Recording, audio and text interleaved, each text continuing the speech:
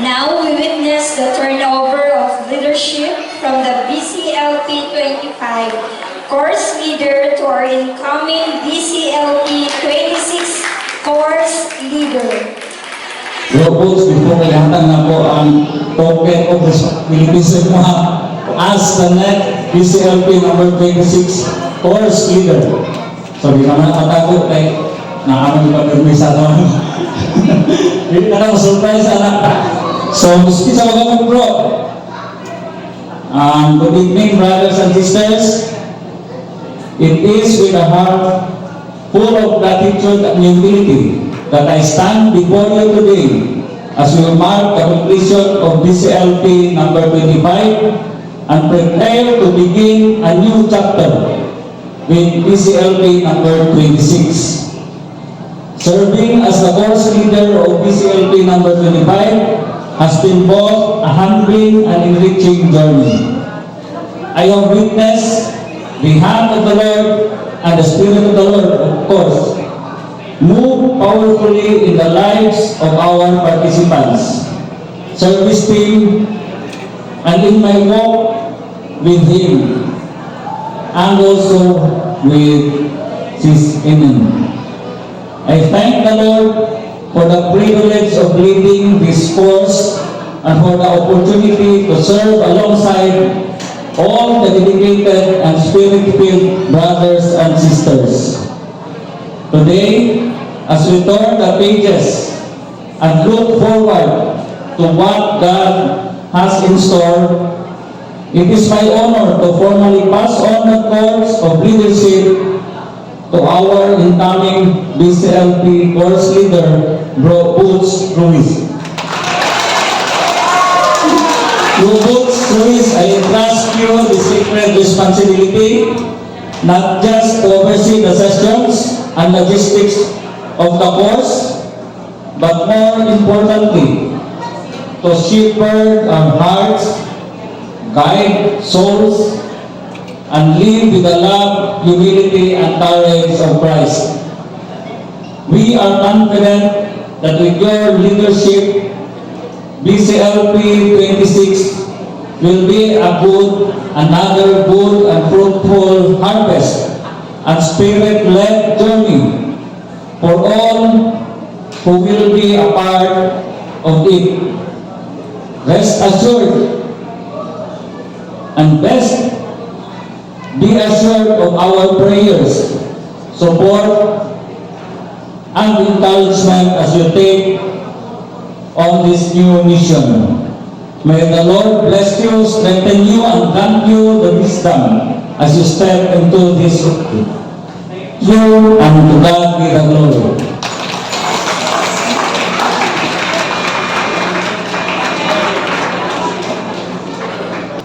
We now welcome Bro Boots Ruiz for a short acceptance speech as he takes on this new mission with faith and courage. So, good evening, brothers and sisters.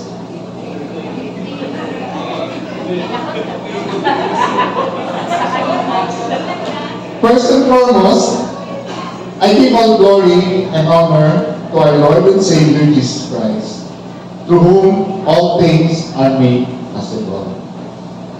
I stand before you today deeply humbled and grateful to accept the role as the course leader for the next Christian Life program.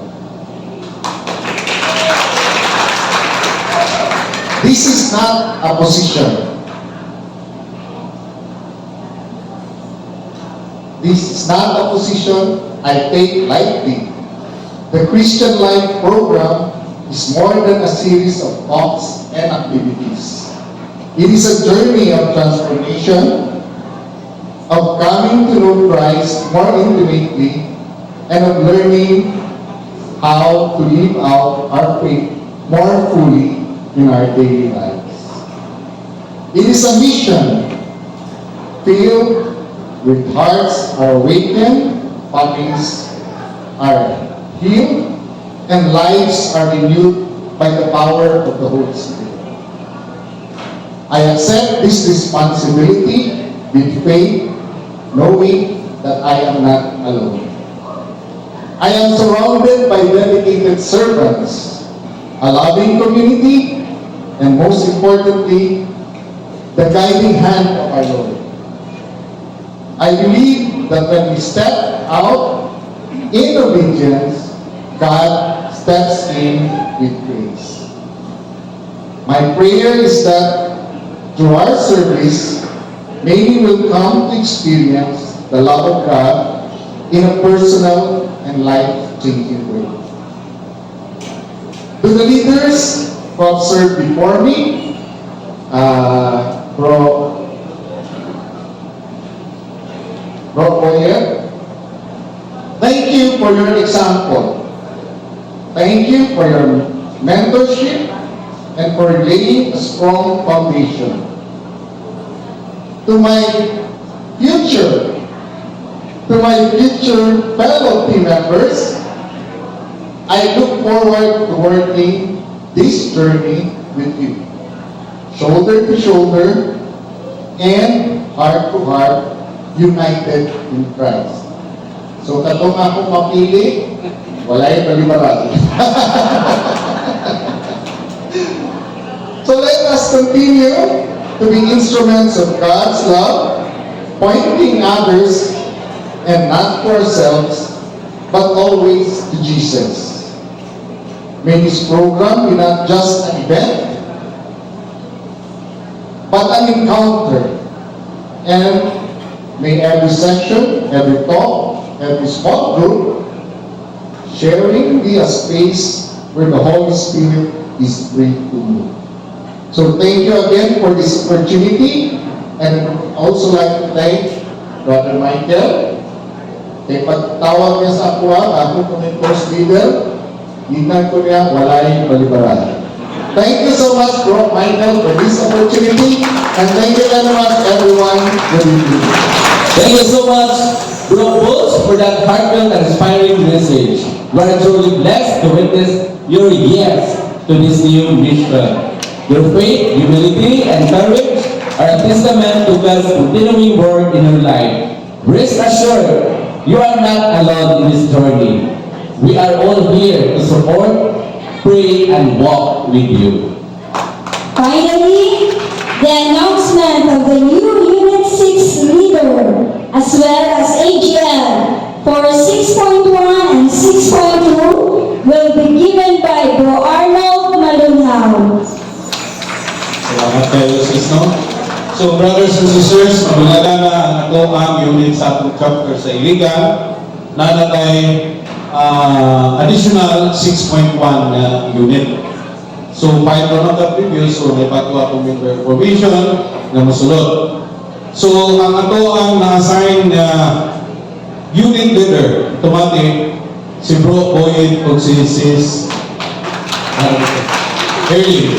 So, sila maoy mudala sa Unit 6. So, ang 6.1, Unit 6.1, William, muting note mo, akong basahon inyong ngalan ha. Ang 6.1, bukol ni siya. So, una, si Bro Lincoln Diaz o si Sis Felicia Ann Diaz. Ama si Bro Lincoln, ay gola. So, matransfer na ka sa 6.1. No? Second, si Justin Joseph Peel o si Sis Catherine Peel. Okay. Sila. Then third, si Alpimar Saison at si Sis Sheila Saison. Na si Sis Sheila karon. Ay, Sis. Okay na. Okay. Transfer ka 6.1. Then, sunod si Bro Pretty Junior Tabornal o si Sis Derek Tabornal. Sis. Okay. Then, si Bro Michael Tingkan o si Sis Jubilee Tingkan. So, si Bro Michael na-transfer 6.1 from 5, no? Okay. So, naghagi sila, mga 7 ni sila kupol na mabutang sa 6.1 kailangan isa na ma-transfer si Bro Joseph Isidore Saluta pag-uni siya din ang iyang wife, regular member na nato sa BCBP, si Sis Chiril Saluta. Nakano si Sis Chiril? Aman, okay. Sis, welcome. Welcome. Kuyo, welcome bro. Na mo sa 6.1. So, ang ilaang action group leader, wala karon din pero niabot na tungod sa karon pa rin uli, karon na mga alas 5 pasado na abot, din sila makataya og attend. Ginawa ni Bro Steve Sia and Sis Archibel Sia, mao'y AGL sa 6.1. So thank you kayo, wala sila ng gamitan. Ako na lang kung i-announce si Bro Steve, dili na siya mo'y ato ang breakfast hit starting karong adlaw, June 1, ang ipuli sa si Bro Eric Pasa. Siya na karon ang ato ang bagong breakfast hit. Okay, then sa 6.2, puro ni mga single, no? Ako basahon, pero kung dito, Bro Doniel Dalmar. Okay? Second, si Bro Renzo Luis Raso. Okay? Then, third, Bro Eric Samson. Bro. Yeah. Then, next is si Nelly Muriel Pacolba. Sis, yan na no? Then, sunod si Sarah Jane Opamen. Okay, sis, no?